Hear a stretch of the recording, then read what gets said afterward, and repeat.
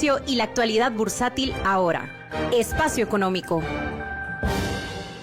Estamos de vuelta y como lo adelantó Mariano antes del corte, le damos la bienvenida a la licenciada Susan Paola Rojas, quien fue intendente de la IB entre el 2008 y el 2012. Además, es docente de la Escuela Bancaria de Guatemala. Con ella vamos a hablar de esta novena edición del CLADIT, en el cual se habla acerca del cumplimiento regulatorio en general. Por favor, licenciada. Mariano ya lo dijo, el 21 y 22 de mayo. Así es. ¿En dónde, cuándo y quiénes pueden estar en ese congreso? Por supuesto, ¿verdad? Muchas gracias por el espacio. Les comento, es el 23 edición de CLADIT.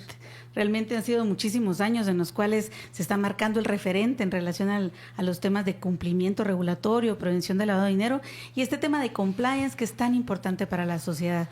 21 y 22 de mayo en el Westin Camino Real. Los vamos a estar esperando a todos. ¿Quiénes deberían participar?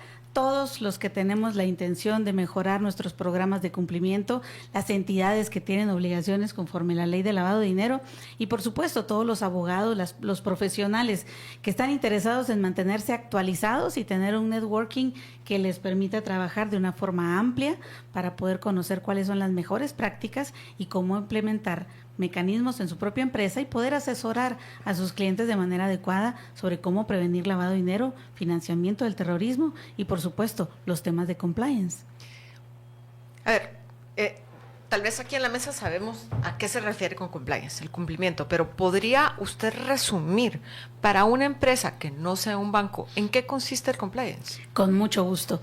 Desde la perspectiva de atender las obligaciones de las empresas, compliance es la estructura que permite que nosotros como empresarios podamos identificar cuáles son nuestras obligaciones, cómo podemos cumplir con ellas dentro del marco de las actividades que desarrollamos en el día a día, cómo nuestros empleados pueden desarrollar una cultura de cumplimiento normativo y cumplimiento a los estándares que permita que las empresas sean sostenibles y sobre todo proteger su reputación y la atención de sus responsabilidades legales. Compliance, específicamente en materia de lavado de dinero, es prevenir que los productos o servicios que nosotros ofrecemos a nuestros clientes puedan ser utilizados por organizaciones criminales para colocar dinero sucio a través de nuestras empresas y, por supuesto, atender todas estas responsabilidades implica que nuestros colaboradores entiendan que cultura de cumplimiento es proteger a su empresa y protegerse a ellos mismos. Entonces, ¿cómo un empresario sí, puede identificar ese tipo de cosas para que los bienes que vende no sean usados de esa forma? Ay, gracias por la pregunta. Yo diría que lo primero es conocer con quién hacemos negocios. El primer pilar de cumplimiento es conocer y prevenir, obviamente, la comisión de estos delitos a través de entender quién es nuestro cliente, con quién estoy haciendo negocios, quién es la persona que está del otro lado de las transacciones que realizo. Si me llega un nuevo cliente. Es conocerlo. ¿Quién es ese nuevo cliente? ¿Cuál es la procedencia de sus fondos? ¿Tengo alguna manera de conocer si ese cliente, por ejemplo, tiene antecedentes, ha estado vinculado con alguna noticia negativa? ¿Qué puedo yo hacer dentro del ámbito, obviamente, de mi gestión para poder conocer con quién estoy haciendo negocios? Y no se trata, obviamente, de que seamos policías o que estemos como el FBI o cualquier otra entidad más allá de nuestras funciones. Es conocer con quién está haciendo usted un negocio y que no luego resulte que esa persona estaba vinculada con actividades ilícitas y usted simplemente recibe el dinero. Sin embargo, perdón. No. Sin embargo, hay negocios en los cuales eso se hace imposible. Las tiendas abiertas al público. ¿Las tiendas? Abiertas al público, en un centro comercial. El tema es qué riesgo tienen ellas. Por ejemplo, exacto, si es una tienda retail que una persona va a estar comprando cosas chiquitas, ¿cuál es el riesgo de lavado de dinero? Yo diría que menor. Pero si usted es una tienda que vende al por mayor, que recibe pagos de miles de quetzales por grandes cantidades de mercadería, el tema entonces es dónde están sus riesgos y cómo usted reduce sus riesgos conociendo a sus clientes y estableciendo mecanismos claros de cómo va a recibir el dinero que le va a llegar a sus arcas. Solo es que cuando usted hizo la introducción del evento e invitó a personas, me llamó la atención que estaba invitando a profesionales universitarios. ¿Por qué es tan importante que no siempre, en cualquiera de los CLADIT, pero en particular ahora se invite a los profesionales universitarios?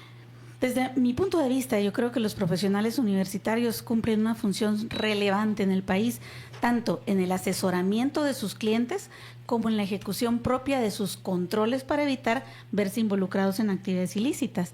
Lo primero es que si los profesionales universitarios están actualizados, conocen las normas y conocen la mejor manera de implementarlas, van a poder ayudar a sus clientes, obviamente, para poder hacer las cosas de manera transparente y apropiada. Por otro lado, tanto los notarios como los auditores, por ejemplo, tienen una función relevante para poder identificar adecuadamente a sus clientes, para poder documentar el tipo de actividades profesionales que realizan con ellos y con ello también poder prevenir que sus propios servicios podrían eventualmente ser utilizados para una actividad ilícita.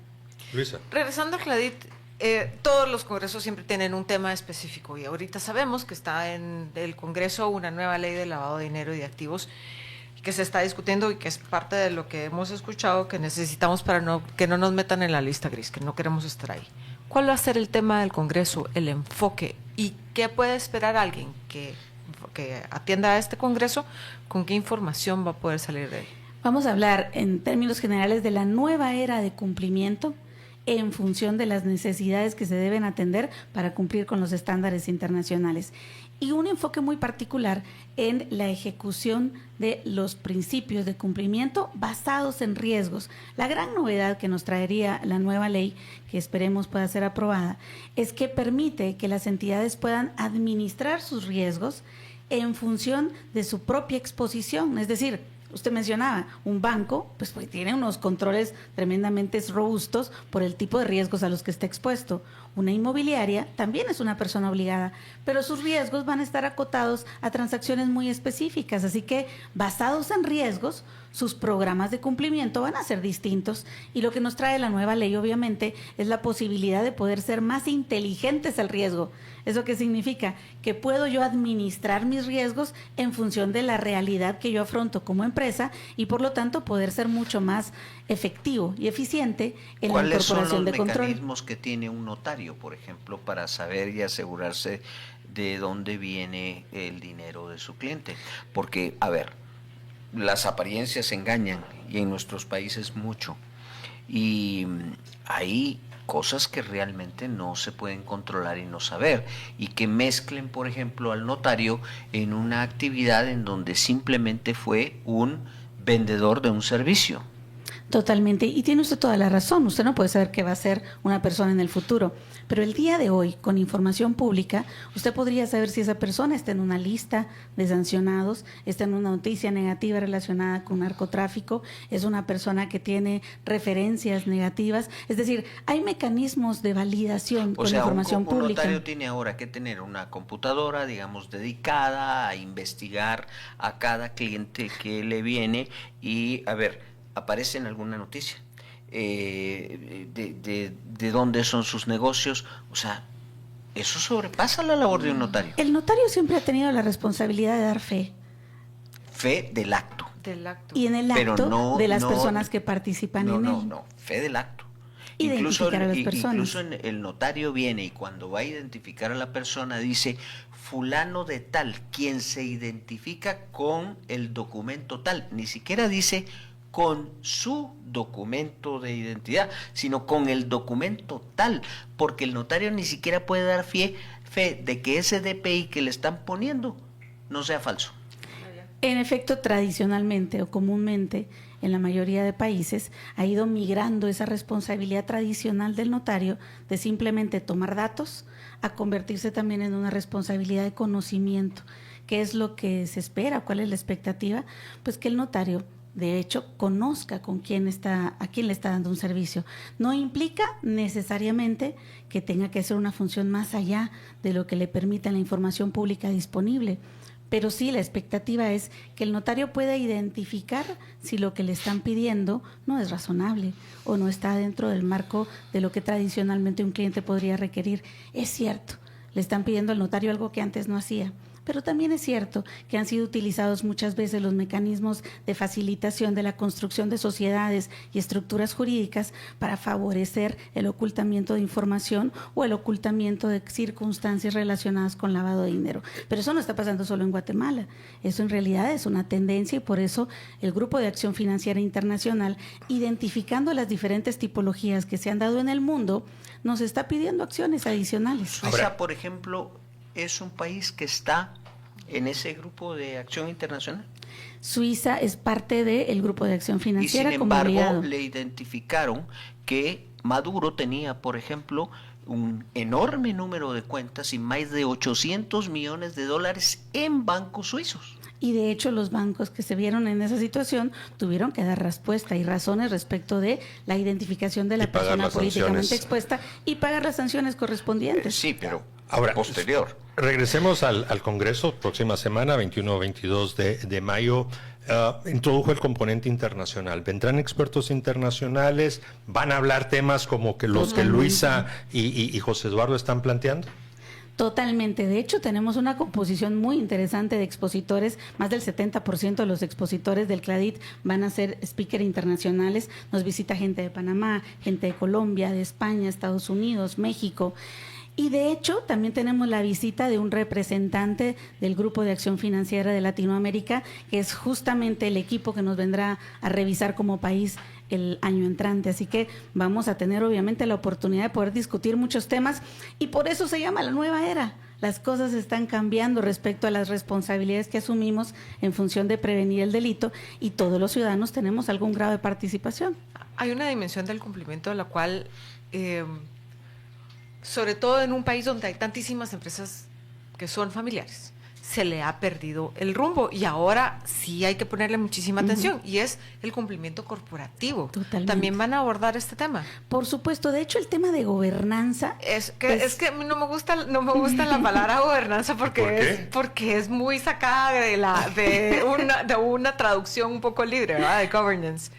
Estamos hablando de cumplimiento corporativo y tienen que estar al día las actas, de todos los organismos dentro de la sociedad, tienen que estar al día los registros de los accionistas, tienen que estar al día las auditorías. Y entonces todo eso también tiene que ver con una mayor profesionalización de las empresas que antes pues se manejaban un poquito como caja chica, pero cuéntanos ustedes, claro. se van a hablar de esos temas. No voy a usar la palabra gobernanza, pero por favor, toca hablar de gobierno corporativo. Y es que más allá de tener al día los libros y todos los requisitos legales, el tema es que el gobierno corporativo es como en el cuerpo el cerebro.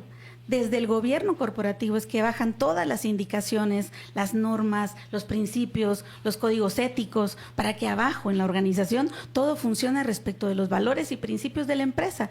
No se trata solo de tener al día las cosas, se trata realmente de quiénes somos, quiénes queremos ser, cómo nos vemos a futuro y cómo actuamos hoy para propiciar que nuestros empleados compartan esos principios y valores. Y desde los principios y valores, si yo digo que soy ético, si yo digo que soy íntegro, si yo digo que cumplo con mis obligaciones, pues obviamente voy a tener que ser consistente para poder tener todo al día y además poder tener mecanismos de sanción, de identificación de fallas, de poder no solo educar, sino también tener mecanismos para escalar y dar a conocer cuando las cosas no están funcionando apropiadamente, por ejemplo, con los canales éticos. El gobierno corporativo lo que nos pide es que nos veamos nosotros integralmente como un cuerpo vivo, en donde la gobernanza en el cerebro es la que define cómo las demás partes del cuerpo van a actuar en consecuencia. Licenciada, se nos agotó el tiempo, 15 minutos interesantes. ¿Nos puede reiterar cuándo, dónde? Y tengo dos preguntas, si es abierto al público o hay que pagar para poder asistir. Pues muchísimas gracias. Pues en efecto, el CLADIT que se va a realizar este año, el CLADIT número 23, 21 y 22 de mayo en el Westin Camino Real, está abierto para todo el público, pero obviamente sí tenemos que considerar un pago. Nuestras redes están activas en abg, ebg.org, para que ustedes puedan conocer cuáles son los mecanismos para poder pagar. Pueden pagar anticipadamente su participación o también el día del evento tendremos cajas especiales para poder recibirlos. Mi recomendación es mantengámonos actualizados actualizados, sepamos qué está pasando, pongamos sobre la mesa las discusiones importantes para que entendamos que sí y que no corresponde a nuestra responsabilidad en la prevención del lavado de dinero, financiamiento del terrorismo y cumplimiento normativo. Bien, Muchísimas agradecemos gracias, mucho licenciada. a la licenciada Susan Paola Yo tengo Rojas. una última pregunta, perdón. ¿Algunas de las conferencias van a estar disponibles después en medios digitales? Bueno, de hecho, cuando usted participa en nuestro CLADIT, tiene la posibilidad de contar con todas las presentaciones y todos los materiales para consultas posteriores. Perfecto. Bueno. Muchísimas gracias. Gracias, licenciada. Muy Gracias amable. por la invitación. Vamos al corte y regresamos. Ya volvemos con Espacio Libre.